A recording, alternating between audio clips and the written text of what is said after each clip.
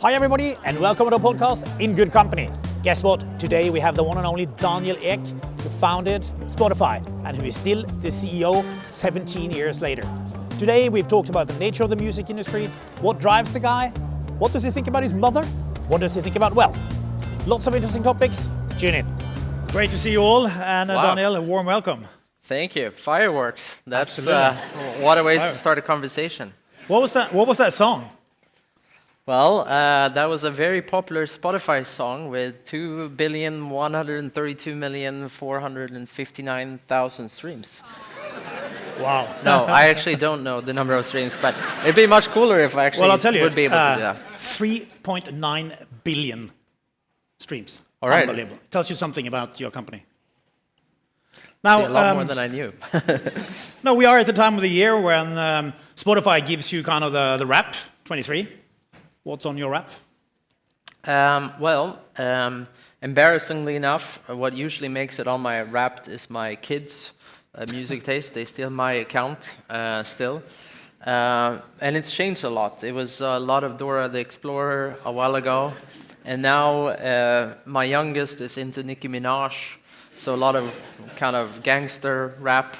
And for myself, it's a lot of African music, so West African vibes, a little bit of country music too. So yeah, a good healthy mix, I think. Where is the music trend going? Well, I think that there's kind of two macro trends in music that is interesting. One is that it's going hyper local. So you're seeing more variants of music taste now than ever before. So to give you a great example, one of the most popular music genres in Brazil happens to be gospel music and funk music, just to take two examples. These are genres that probably otherwise wouldn't have made it in a big way in Brazil, but those are one of the big ones.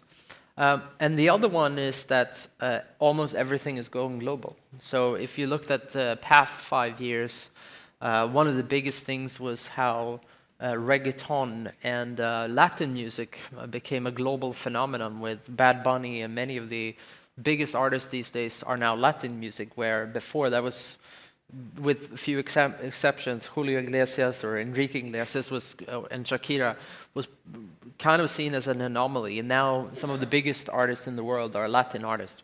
And I think if you kind of fast forward that trend, maybe 5 or 10 years from into the future, you're definitely going to see Bollywood music make it into the global scene.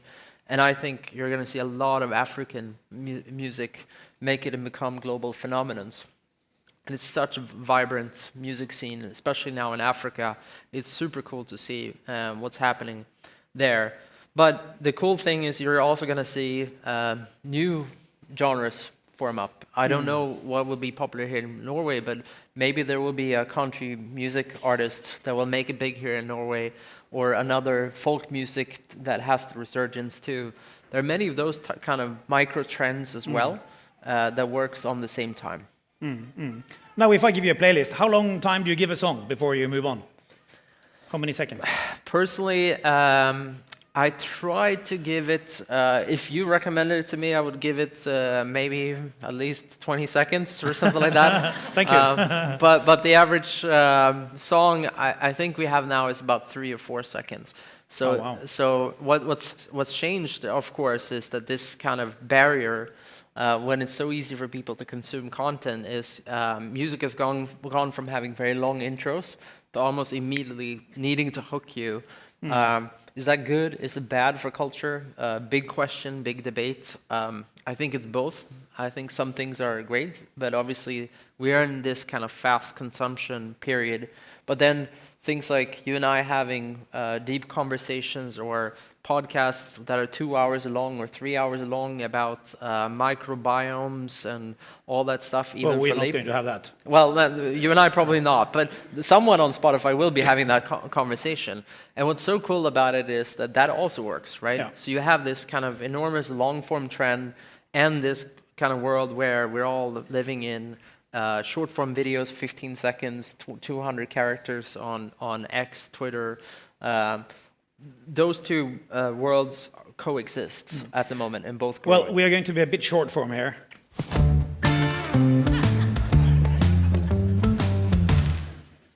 So, Daniel, I brag that I came from a little town in southern Norway. Now, you brag too that you came from a little town. Yeah. Tell me about it.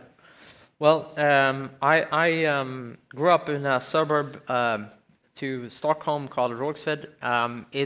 It's one of those, we call it miljonprogram, which essentially means when Sweden, post the Second World War, built 1 million houses for its citizens. So my grandparents were an opera singer and a jazz pianist, and they were working class very much, lived in the central city, but had no access to, heating or any of that stuff.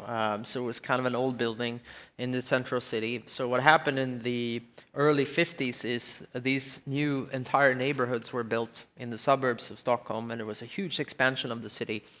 And one of those was the suburb we decided to move to, or my family decided to move to. And it was great because you had like amazing housing, it was very cheap, it was affordable, and lots of young families with kids moved there. And so my mom grew up there, she stayed there, loved it, and I was born. But by that time it had changed from this kind of young families to being going through the 60s, lots of drugs, addictions, down to huge amounts of immigration. So my youth was, you had in Sweden a huge inflow of people from the former Yugoslavia countries, Iran, Iraq, Somalia, many of those countries. So the demographics in that place changed a lot, but the more important things is we went from a middle-class suburb to like a very poor and working class, and there were lots of drugs. And it's kind of the projects, basically, of Sweden. It became one of those zones that was talked about for, so the nickname of Rågsved became Drogsved because there was so much drugs. And what do you think it did to you growing up in a small place in terms of your level of ambitions and your goals in life? Well, I think... Because, a lot of us have goals, but you've had some pretty hairy, audacious goals, right? Yeah. I mean, it's been like Daniel against Goliath. Yeah. Well, what I think is so fascinating about that area was that it produced both extremes. Yeah. So when I look at the people from my year group, say the same year as me, 1 year older, 1 year younger, we had 4 NHL pros. We had 1 NBA pro. We had 2 or 3 soccer pros, including on the Swedish national team and very high up on the leagues. So athletic-wise, and a bunch of professional musicians. And the founder of Spotify. And the founder of Spotify. Now, you've said, bet on yourself. That's been one of your mantras. Yeah. Yeah, I mean, that's the advice that I would give everyone, right? Because a lot of people are talking about investing in things, and some people are fortunate enough to make some money, and then a few of them ask me for my advice, what they should do with that money. And I'm not an investor first and foremost, but even if I was, I would just tell them that the best advice I have is bet on yourself, because you would hopefully know yourself and know your own skills and your own limitations better than you would know a random stranger you've never met. Some people want to do the safe thing and invest in a well-known company, but Now, you started to build websites when you were 14. You founded a company when you were 16. You were retired when you were 23. Yeah. Why did it take you so long? Yeah.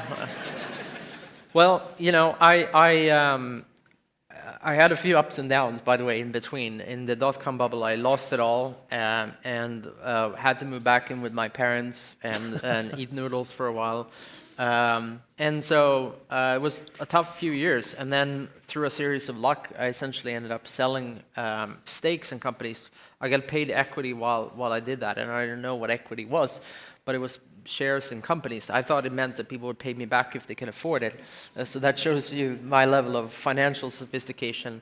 But eventually I made a bunch of money, and that amount of money was what I thought I might reach if I was lucky in my 40s or 50s. And so I did what I said I would do, which is that's the time when I will retire. Yeah, so you bought a Ferrari, sprayed champagne. Yeah, you're that kind of bringing up stuff for a little while. all. How long? So what happened then, and Well, how did your view on money change? Well, I had a lot of fun, I should say, for a few years, and I was able to get some of the girls I couldn't get before. So there was a couple of fun years. But I'm pretty keen to explore this, but it may not be the place. It's definitely not the place. No. Yeah. But you know, I realized, to be honest, I lost a bit of myself in that process. And that life that I thought I wanted, I never actually wanted. And working for me, doing the entrepreneurship things the companies I was building, etc. I didn't realize it was companies. I saw them as projects. But the main realization I had was that, you know, I would have done that even if no one paid me anything, right? And so I realized there was a passion that was driving me more so. And that passion kind of centered around three very simple ideas. One of them is I like being around people that I can learn from, right? Another thing that I you know, vowed to myself to not do was I wanted to have fun while doing what I'm doing. So many people are doing things they don't enjoy doing. I wanted to laugh, not take life too serious, but actually kind of just play jokes, practical jokes with each other. Everything doesn't have to be super serious.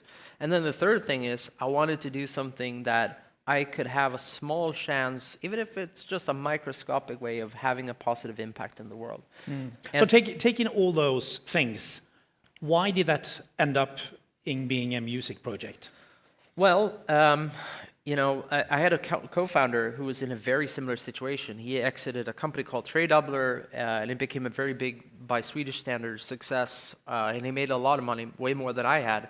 And he kind of found himself in a very similar situation. So he asked me one day, well, what do you want to do? I want to do something with you. And I said, I pitched him kind of an advertising company, another one. I'd already done one. And I pitched him a bunch of other things. And he said, well, why are you passionate about that? And I said, well, I'm not, but I think it would be a great business. And I had rationalized it really well. And he said, no. I want to hear what you're really passionate about. Like, what would you do? And I said, well, what I really would do was I would do music, because I've got two passions in my life. I've got computers and I got music. And I would do a music company. And he said, so why shouldn't we do that? And I said, well, that's a terrible idea, because that's a terrible business. The music industry is going like this. And he said, well, why is it going like this? And I said, well, because piracy. So what did the music industry look like then?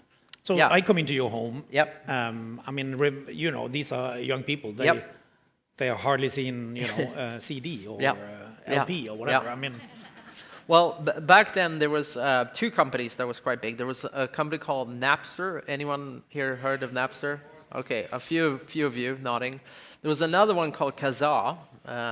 Maybe anyone heard of that? Some people nodding. But basically, it was the precursor of Spotify, but they were illegal. You could download any music in the world for free, and it was great. And it was how I downloaded music before I had money. But it had a few downsides. One of them, obviously, is it didn't contribute anything back to the music industry. And the second thing is, for consumers, it took a while to download the music. And you could get virus in it, and it was like sometimes it wasn't the music you actually thought you wanted to hear. So it had all these drawbacks. And so that was how most people listened to it. And in Sweden, we even had the Prime Minister of Sweden going out saying that he thought it was okay to do that. And so I thought that was strange. And well, you even had a pirate party, political party. Exactly. We had the pirate party who made it all the way to the EU, advocating for why copyright law needed to change so that everyone could take whatever they wanted for free. It was kind of an interesting time. And So did you basically save the music industry? well, I would not characterize it as such, but I would say streaming saved the music industry, and Spotify is the biggest player in streaming. Well, isn't that the same? Trying to be diplomatic. Yeah. So in my mind, you are a hero, okay? But you're not presented that way everywhere, like in the Netflix series, which you probably have seen. I haven't, actually. Okay. But do you think some people, I mean, why are some people skeptical? Is it because you made so much money? Yeah, I think that we have... I think you should see it, by the way. It's pretty good. Okay, yeah. I think we don't do well with complex narratives in general as a society. And so what I mean by that is that the reality is almost nothing is black and white. Almost everything are shades of gray. And you have in this case Spotify, which if you take music specifically, it is undoubtedly so that the music industry is back at all-time high. And it's undoubtedly so that there are more artists now that can live off of music than ever before in history. But it's a complex narrative, because at the same time, when people are saying they aren't getting paid as much as they used to, it's actually true. And it's true for a number of different reasons. One could be that you used to be very popular, and for whatever reason you aren't. It's a very tough conversation to have that, especially if you're me, to say to someone, hey, you're not very popular anymore. You're not Taylor Swift. Exactly. And then the other thing that we have to be cognizant of is the fact that even though there are more people that are being successful in music now, there are also more people trying. So the number of people that are failing are far greater than ever before too. And that's because we've democratized music now. So the number of people, the ease of access is far greater, but the ease of production, because everyone now can make music on a laptop, they don't need expensive studios or expensive equipments to make it, is also true. And that wasn't done by us. So that means that there are more people now competing. And on a percentage basis, there are actually fewer people succeeding on a percentage basis, on a relative basis, but on an absolute basis, there are more people succeeding. So it's a complex narrative, right? And so you see these things, and in a way, it is truthful, because when certain artists say, well, I only made $15 and I had 1 million streams, it could be true. But that's because they are one part writer out of many other writers, and that's shared, and there's plenty other people who have part of that. It's also equally true that 1 million streams isn't that much, even if it sounds like a lot in the grand scheme. You just talked about Blinding Lights having 3 billion, just to put a number of it, which is way bigger than I thought it was even. So that just shows how scale has been redefined, both in the number of people participating, but also what it requires to be very successful today. And so that is a narrative. And then layer on top of that, I've become incredibly wealthy for creating Spotify, which may or may not be unfair. And that's, I understand, is a very challenging topic for people to address. And I think it's a worthy debate, and I think it's fine to be criticizing me for all of that too, because it is something that I'm conflicted about. It is deeply problematic for me. Why are you conflicted about it? Well, I think it's the Nordic heritage in a way. I look at it as seeing the society here, and I still believe in the society as the greater part, and I see the same thing that everyone else does. The rich are getting richer, and more people are struggling. It is true, collectively. And for me, I think we have a societal issue where if you contrast the two systems, I really think the key word here is equality. In the US, equality means equal opportunity. And in many parts of Europe, equality means equal outcome. And the reality, in my opinion, is neither system is delivering against its set objectives at the moment, right? The US isn't delivering equal opportunity, and I don't believe Europe is delivering equal outcome too.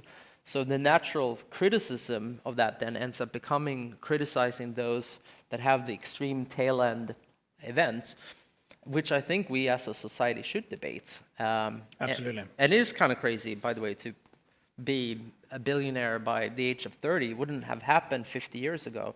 Wealth gets created much faster than it has been historically been before. And I don't know what the answer is to those things. It is something that I'm personally conflicted by, like I think many other Nordic and Scandinavian people would be. Absolutely.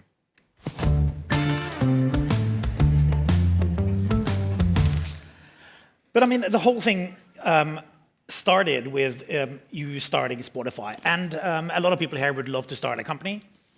And we even had somebody here, how can we get kind of Daniel Ek's genes spread out? I mean, that sounds a bit bad, but I think your Elon brain. Musk I was has taken that thinking more position, by about the way. brain. You know, how can we get like your brain spread out? How can we get your spirit? All these kind of stuff. So okay, so you want to start a company. What are the important things? What's the secret sauce?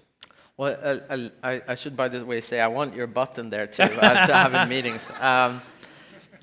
You know, it's there are fascinating debates around this. I don't know. I think his name is David Epstein. He wrote this book called Range. It's basically about genetics versus the environment. And one of the things he talks about is whether grit is something that is genetic or whether it is driven by environment. Yeah. And he presents a quite compelling case that maybe it is genetic. I would have always thought it was more formed by the environment. So grit is what we in Norwegian would call tal.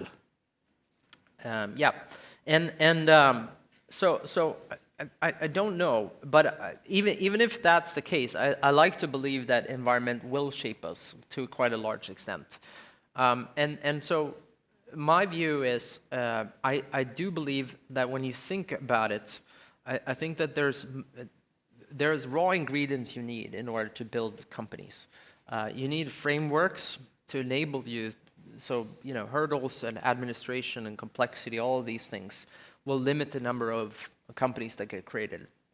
You need capital in order to do that. So you need someone, whether it used to be banks doing it, now it's VC funds and all sorts of angel investors and whole ecosystems doing it.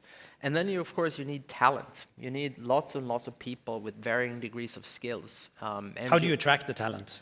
And how do you attract the talent? Exactly right. Storytelling, those types of skills that all are needed in the founders that are there. But those are sort of the critical ingredients. My point, however, is all of that exists in plentiful in Europe.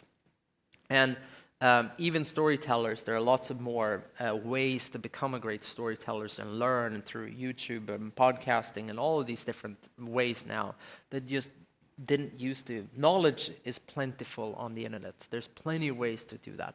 So I don't believe that there's any reason, and best practices as startups goes, there's all of that. It all comes down to one thing, which is mindset, in my opinion. What's wrong with the European mindset?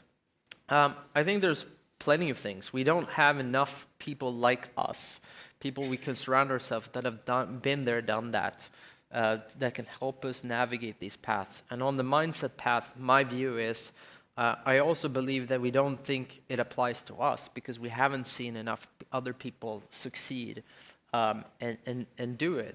So, you know, when I think about creating companies, just start with a simple thing. The first advice I give, a complete novice one, it doesn't even have to be a technology one. I say, well, the fact that you just start the company, you're already in the top 1%.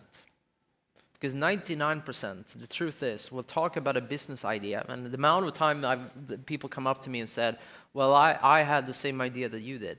And they might have, by the way, because that's the amazing things about ideas. Okay, so rule number one, get your finger out. Yeah, exactly, and just do it. Start the first step. Because I like to believe that that is the number one hindrance to something. The amount of things, and people talk about ideas, like there should be any novel ideas. The amount of times we changed Spotify's idea from what it was, the core remained the same, but how we would go about it changed so many times. But in Sweden, you now have a lot of role models, right? And you came out of the Kinnevik, you've been in the Kinnevik system.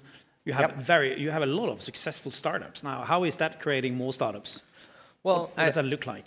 I think so you're rightly pointing out that the Kinnevik or Stenbeck thing was the big role model, in my opinion, in the Swedish archetype. And just to draw the parallels so that people understand it about this sort of next generation. So the Kinnevik guys, the people who worked there, Niklas Sennström of Skype came out of there. All the Spray, Icon Media Labs, Bredbandsbolaget, like all of these .com things, most of them failed, by the way, came out of there. My first job was at Spray as a 16-year-old kid.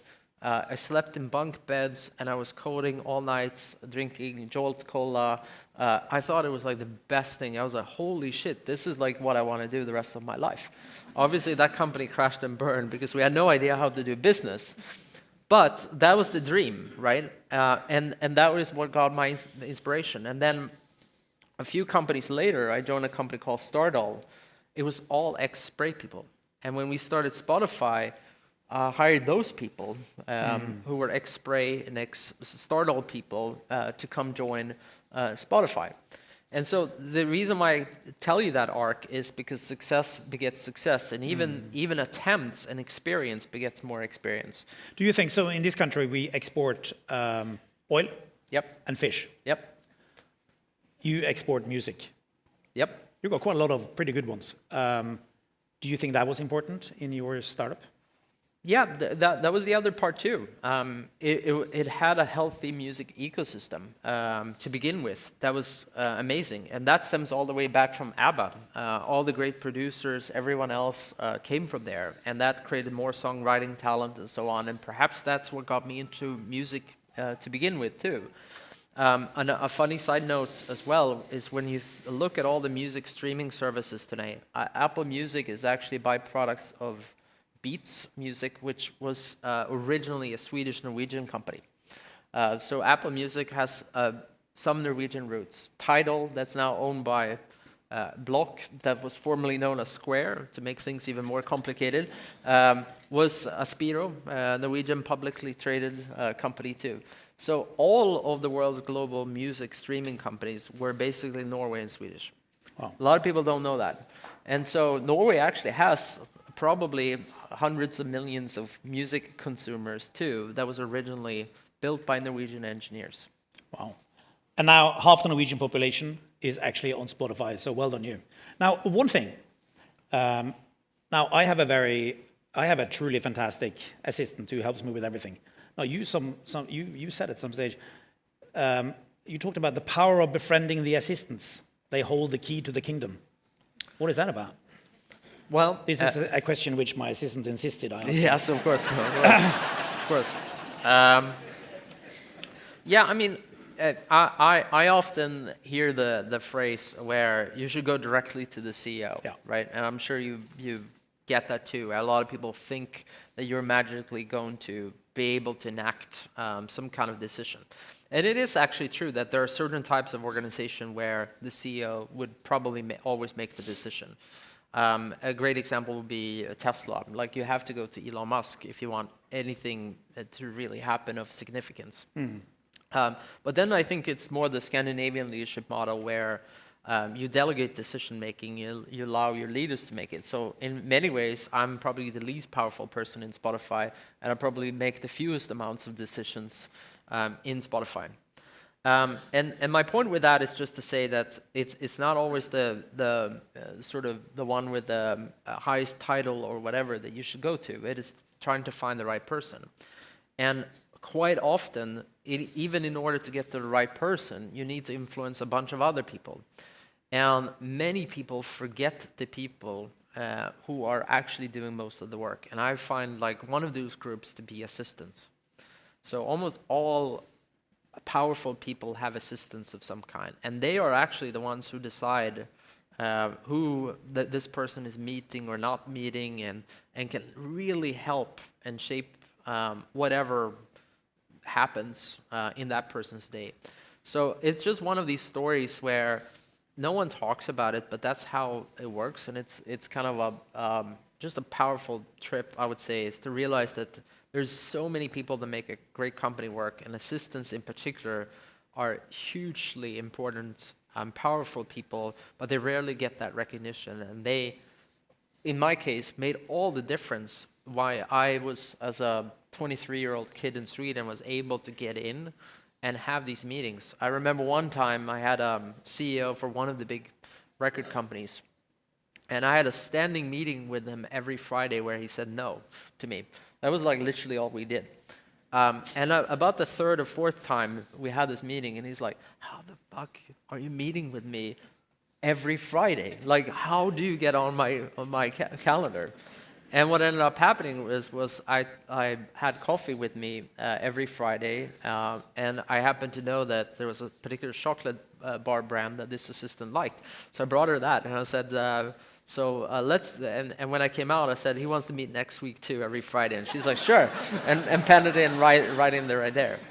And eventually he agreed, and we had a deal. So sometimes you have to be a little bit cheeky when you kind of make things happen and will it into existence. But the assistance in this case was just very, very powerful.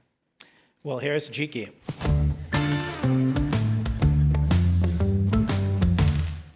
Where is the Spotify product going from here? How is AI going to change it? How is it going to be more individualized and personalized? Yeah, I mean, the general arc of Spotify can really, and I think most businesses actually can be explained about allowing people to move from point A to point B with lower and lower friction.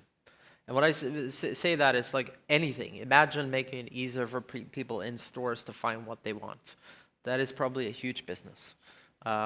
Making it easier to pay. That's removing friction, moving from point A to point B in people's lives. So much is about solving very simple problems. So when you think about Spotify, the first thing to do is to think about who are we serving. And we actually have two constituents that are equally important to us.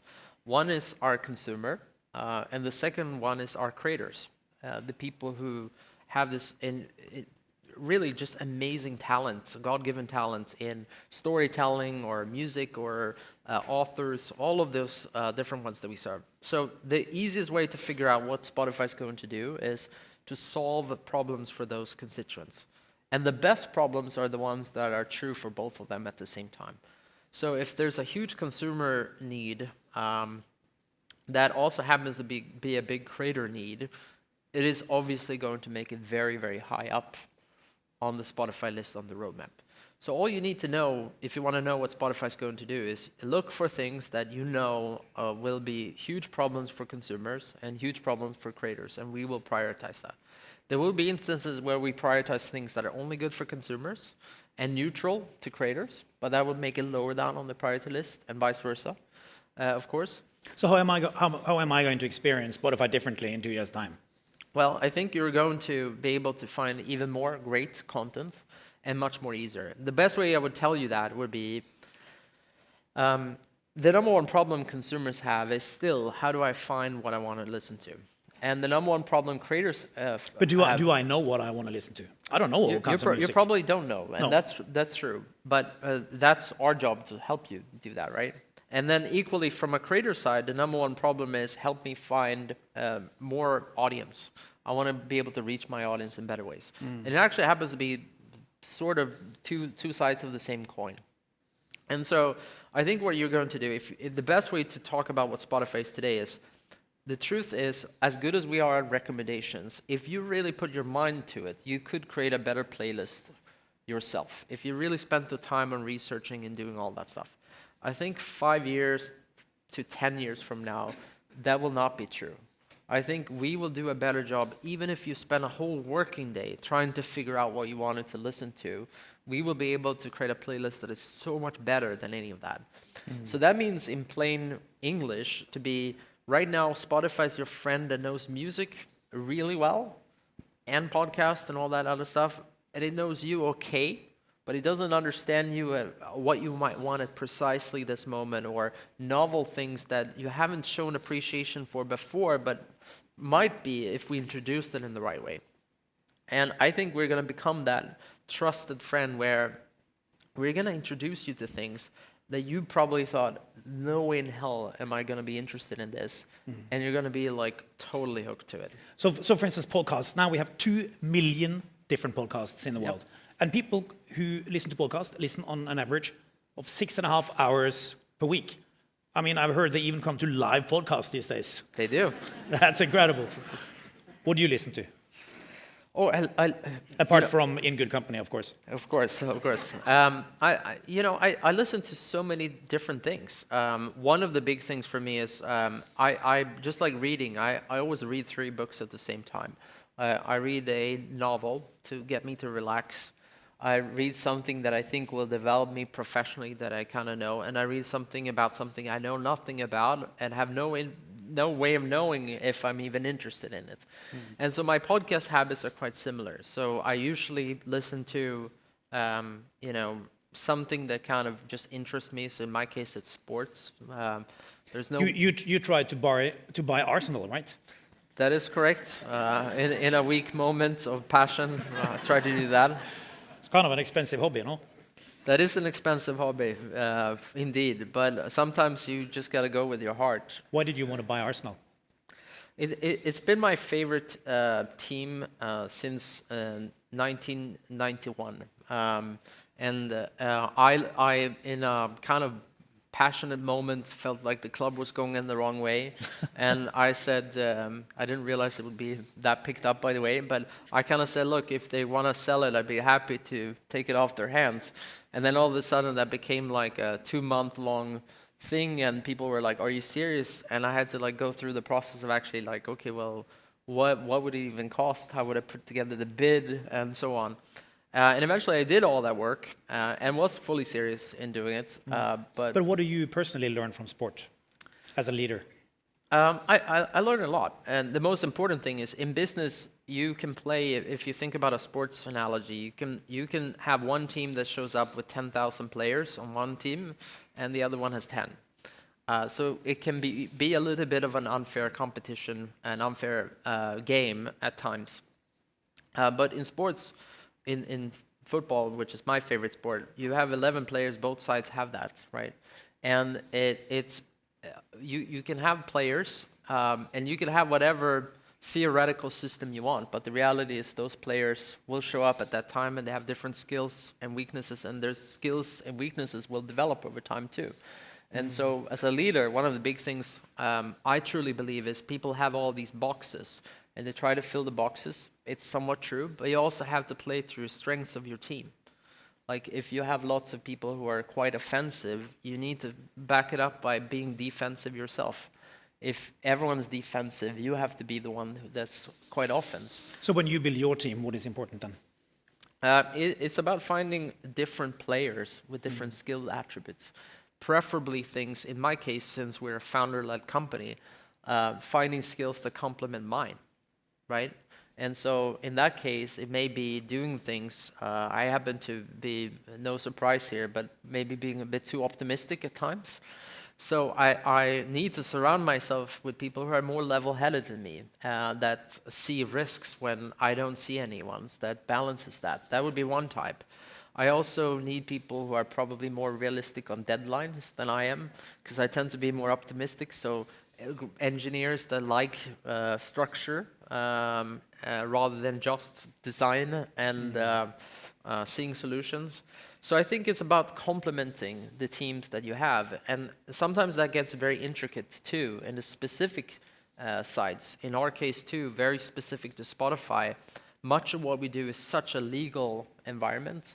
I was joking to one of the founders I met earlier today who has a legal startup, and I said, well, a funny side note is I actually run a law firm too, because I have more than 200 lawyers at Spotify that work too, which is a lot. 200? Yeah, it's quite a lot. And so one of the problems, because I have so many of them, is the risk, and they are quite powerful, of course. A lot of people, when the lawyer tells you not to do something, that's usually no, like completely stops the conversation. So how do you create an environment where you can take risks with that many lawyers permitting, right? That's a very specific problem to Spotify. And we deal with IP rights and that are very, very lots of complexity that deals with that. So you need a head lawyer that, as a person on my team, that can see these nuances and can teach their team around when to take the business input and try to find solutions rather than just being the stop. But Daniel, you've been doing this now for 17 years, right? Yep. You have 200 lawyers. You've been dealing with music rights and music and all that stuff. Yeah. You got all the money in the world. What keeps you going at Spotify after all these years? Very few founders stay for that long. Yeah. Well, what keeps me going is I still think that there's so much left to do in just our core thing. I still think that there's so much of this work for these amazing creative people around the world that we've only begun to work. My view is that the people we're serving on the creator side are some of the most talented individuals. Like, I don't know why you know, some of these artists, when you hear them sing, you just feel different, right? Like, the closest I've come to it is a God-given talent, honestly. And why some of these storytellers, like whether they're a comedian, like they're able to take these really complex things and really taboo things. If you and I would talk about it the way they do, we would get instantly canceled. But they somehow are able to get us to laugh about these really sensitive things. And they're so important for our society, and we get to serve them, and we get to get people to feel more, because ultimately, what Spotify is doing and what music does is it takes every moment in your life and it gets you to feel more in that moment. And so for me, that is like such a huge honor just to be able to be part of, and it's so fantastic. And then with my wealth, also then to be able to pass that on to other entrepreneurs and hopefully get them to think as big or bigger than I ever did, and get them to tackle bigger problems for our society. Because you support some of the startups now in different industries, right? Yes. Type of things you do? I have a defense company, for one, that was highly controversial a few years ago, maybe less so now. Defense is good in Sweden. It is very good in Sweden. Unfortunately very necessary, I think, in the world at this moment. And then healthcare, trying to redefine healthcare is one, and a lot of climate companies that I am involved in, trying to change, hopefully advancing industry, advancing infrastructure, so that we move to a more sustainable future. Mm-hmm. Most of the talented people I meet cannot be described as happy. They are more like tortured souls. Yeah. What about you? Well, I look pretty happy, don't I? No, but I think that there's certainly, you have a chip on your shoulder, and I certainly have that too, still. I still feel inadequate pretty much every day. I still feel like shit when I screwed up something, even how I formulated something 2 minutes ago. It's like, oh, I should have done a better job. And that is constantly how I think about things. I constantly see problems as much as I see opportunities in front of us, and I feel impatient to try to do that. But I try to counter that by surrounding myself, as I said, with people where we can joke. And I love coming to work every day because I get to learn from these people. I get to send them weird memes, which they half of the time don't understand, and send me weird question marks back. But it's the way we roll with things, and that brings me happiness. And it brings me happiness to see the impact we're having. It brings me happiness to see when we have people inside of the company, like when you see them developing. One of our leaders that's now developed, I remember her quite a lot. 12 years ago, she was an intern in our London office, and I met her about 3 years ago. Now, when they presented me as someone who might be capable to take our live music efforts, and I thought to myself, really, we're going to take one of the interns and try to do that? I'm all for taking risks, but I'm not sure about that. But what I obviously had failed to realize is a lot happened in the 12 years in the company, and she'd been doing quite a lot of amazing things inside of the company since then. And not a day has gone by without me being super impressed by her and the amazing work she's doing. And I just use that as an example because seeing growth and positive impact just gives me a lot of satisfaction. But we live a very short period of time, and my parting words to all of you would just be, use the time wisely. We don't know when it's going to end. I feel lucky to wake up each morning, but I also feel incredibly impatient to try to do the best that I can with my limited time here on Earth. And that's the tortured part of me. I'm both happy on the one side, but also feel like, holy shit, life is short. And I want to make the most out of it so that I can leave it hopefully in a better place than when I entered. And Daniel, you know what? A big thanks for spending part of your short life with us here in Oslo. Of course, we should have played ABBA. Thank you for the music.